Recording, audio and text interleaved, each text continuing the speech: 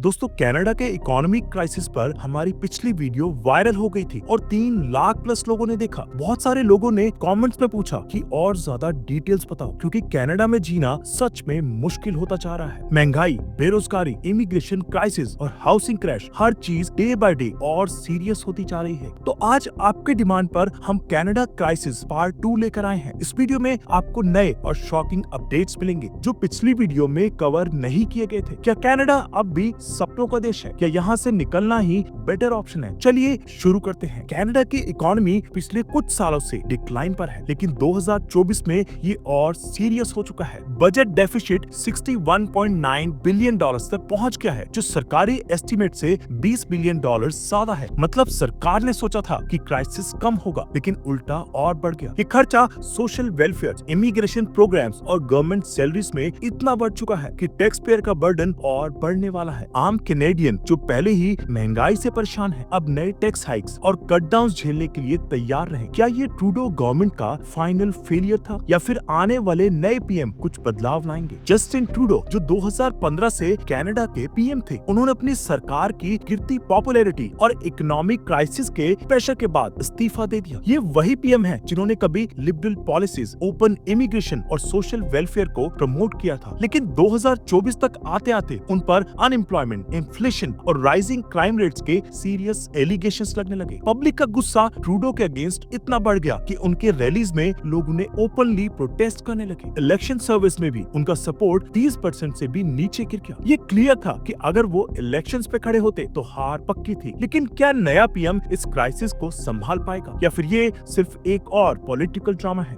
Justin Trudeau के इस्तीफा देने के बाद कनाडा के नए पीएम मार्क कार्ने बने हैं। कार्ने एक इकोनॉमिस्ट और बैंकर हैं, जो बैंक ऑफ कनाडा और बैंक ऑफ इंग्लैंड के गवर्नर रह चुके हैं। मतलब ये फाइनेंस और इकोनॉमी का अच्छा एक्सपीरियंस रखते हैं। लेकिन ये भी सच है कि एक इकोनॉमिस्ट होने का मतलब ये नहीं कि उनकी पॉलिटिक्स स्ट्रांग होगी। कार्ने का काम होगा कनाडा की इकोनॉमी को दोबारा स्टेबल बनाना, लेकिन उनके आने के बाद भी हाउसिंग क्राइसिस, जॉब मार्केट और महंगाई पर कोई इमीडिएट इफेक्ट नहीं दिखा। क्या मार्क कार्ने वो इंसान है जो कनाडा को क्राइसिस से बाहर निकाल सकते हैं, या सिर्फ एक और टेम्परेरी सॉल्यूशन दिए जा रहे हैं? कनाडा, जो एक टाइम इमिग्रेंट्स का स्वर्ग माना जाता था, अब अपनी इमिग्रेशन पॉलिसीज को सख्त कर रहा है। 2025 से 2027 के लिए इमिग्रेशन लिमिट 21% तक कम कर दी गई है। मतलब नए इमिग्रेंट्स के लिए कनाडा में सेटल होना और भी मुश्किल हो गया है। पहले यहाँ परमानेंट रेजिडेंसी मिलना आसान था, लेकिन अब हाई स्किल्ड वर्कर्स और स्टूडेंट्स के लिए भी नए हर्डल्स क्रिएट हो रहे हैं। सरकार का कहना है कि हाउसिंग क्राइसिस और जॉब मार्केट के प्रेशर की वजह से ये कदम उठाया गया है। लेकिन क्या ये असली वजह है, या फिर कनाडा सिर्फ नए लोगों को ब्लेम करके अपनी इकोनॉमी का बर्डन कम करना चाहता है? आपका इस पॉलिसी पर क्या कहना है? क्या कनाडा अब इमिग्रेंट्स के लिए बेस्ट ऑप्शन नहीं रहा? कनाडा में घर लेना एक सपना बन चुका है। एक समय था जब मिडिल क्लास लोग आसानी से अपना घर ले सकते थे, लेकिन अब रेंट और प्रॉपर्टी प्राइसेस रिकॉर्ड लेवल पर पहुंच चुके हैं। 2024 के सर्विस के मुताबिक 43% लोग फाइनेंशियल स्ट्रेस में हैं और 35% लोग ओपनली कह रहे हैं कि उनकी लाइफ क्वालिटी गिर चुकी है। टोरंटो और वैंकूवर जैसे बड़े शहरों में एक 1 बेडरूम अपार्टमेंट का रेंट $2500 से ऊपर पहुंच चुका है। होम लोन्स लेने वाले लोग इतने हाई इंटरेस्ट रेट से परेशान हैं कि उनका बजट पूरा कोलैप्स हो रहा है। क्या कनाडा अब सिर्फ रिच लोगों का देश बन रहा है, और जो नए इमिग्रेंट्स आएंगे क्या वो कभी अपना घर अफोर्ड कर पाएंगे? कनाडा डेवलप्ड कंट्रीज में शामिल होता था, लेकिन 2023 के डेटा कुछ और ही कह रहे हैं। कनाडा की पर कैपिटा जीडीपी 3.4% गिर चुकी है, जो एक सीरियस इकोनॉमिक वार्निंग है। इसका मतलब सिंपल है, लोगों की इनकम कम हो रही है और एक्सपेंसेस बढ़ रहे हैं। जॉब मार्केट ऑलरेडी वीक है और नए इंडस्ट्रीज इन्वेस्ट करने के लिए रेडी नहीं है। सिर्फ रियल एस्टेट और गवर्नमेंट स्पेंडिंग के दम पर इकोनॉमी चल रही है, जो लॉन्ग टर्म में और क्राइसिस क्रिएट करेगा। एक टाइम था जब कनाडा को हाई पेइंग जॉब्स का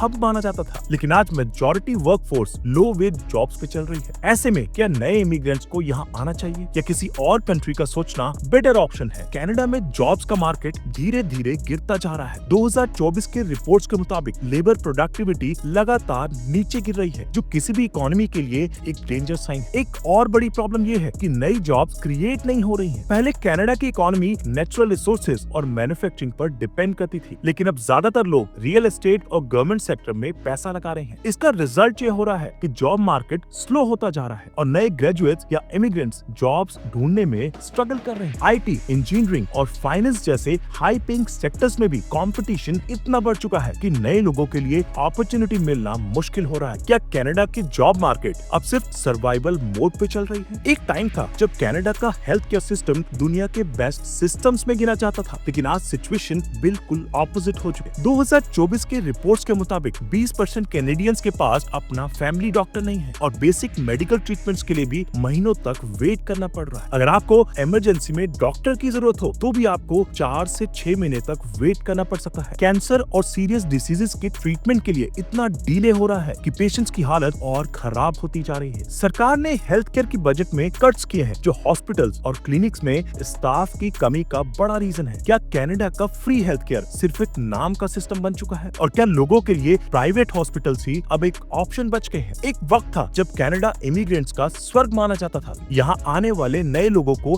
job opportunities, free health care और अच्छा स्टैंडर्ड ऑफ लिविंग मिलता था, लेकिन आज सिचुएशन बिल्कुल अलग हो चुकी है। कनाडा में जॉब मार्केट स्लो है, हाउसिंग क्राइसिस है और इकोनॉमी डिक्लाइन पर है। इस वजह से लोकल कैनेडियंस अब इमिग्रेंट्स को एक बर्डन के रूप में देखने लगे हैं। सोशल मीडिया और पब्लिक डिस्कशंस में इमिग्रेंट्स के अगेंस्ट नेगेटिव कमेंट्स पढ़ने लगे हैं। कई लोग ओपनली कह रहे हैं कि इमिग्रेशन पॉलिसीज ओवर टाइट होनी चाहिए। पहले जहां इमिग्रेंट्स का स्वागत होता था, अब उन पर ब्लेम लग रहा है कि उनकी वजह से जॉब्स और घर अफोर्ड करना मुश्किल हो गया है। क्या ये कनाडा की रियलिटी बन चुकी है? और अगर हाँ, तो नए इमिग्रेंट्स के लिए ये रेड फ्लैग है। कनाडा और अमेरिका का हमेशा से स्ट्रॉन्ग ट्रेड रिलेशन रहा है, लेकिन 2024 के बाद ये रिलेशन कमजोर होता जा रहा है। डोनाल्ड ट्रंप ने कनाडा के एक्सपोर्ट्स पर नए टैरिफ्स लगा दिए हैं, जिसका सीधा इम्पैक्ट कनाडा की इकोनॉमी पर पड़ रहा है। कनाडा की major exports oil, lumber, dairy products और ऑटो पार्ट्स हैं, जिन पर नए रिस्ट्रिक्शंस लग चुके हैं। इसका रिजल्ट ये हो रहा है कि कैनेडियन कंपनीज को नुकसान हो रहा है, जॉब्स कट हो रही हैं और बिजनेस ग्रोथ स्लो हो गई है। पहले जो इंडस्ट्रीज अमेरिका के कस्टमर्स पर डिपेंडेंट थी, अब उनको नए बायर्स ढूंढने पड़ रहे हैं। अगर ये ट्रेड वॉर आगे भी चली तो कनाडा की इकोनॉमी और डिक्लाइन हो सकती है। क्या मार्क कार्ने इस क्राइसिस को संभाल पाएंगे या फिर कनाडा और यूएसए के रिलेशंस और बिगड़ सकते हैं?